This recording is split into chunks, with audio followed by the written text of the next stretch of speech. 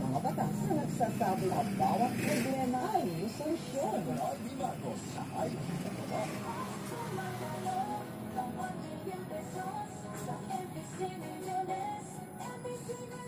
Narito ng mga nanalo sa NBC Millones 2024 Weekly Draw para sa Easy Draw.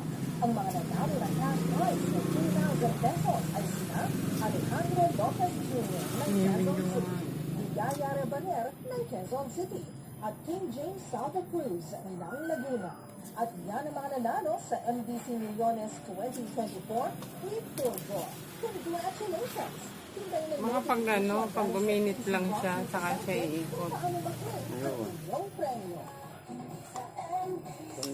Ako rin tikahan. Ang ano ko baka condition na yung ano